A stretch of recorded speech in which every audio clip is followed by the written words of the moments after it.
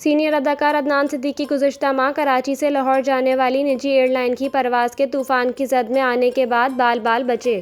عدنان صدیقی نے حال ہی میں ایک نجی ٹی وی کے پروگرام میں بطور مہمان شرکت کی، جہاں انہوں نے جہاز کے طوفان کی زد میں آنے کے بعد ہوئے دل دہلانے والے تجربے کے بارے میں بات کی۔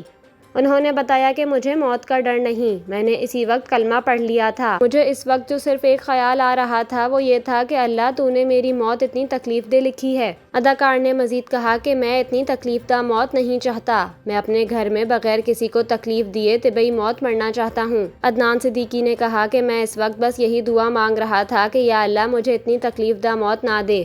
انہوں نے دل دہلا دینے والے تجربے کے دوران لکھے آخری نوٹ کے بارے میں پوچھے گئے سوال کا جواب دیتے ہوئے کہا کہ اس نوٹ میں بس اپنے بیوی بچوں کو خدا حافظ کہا تھا۔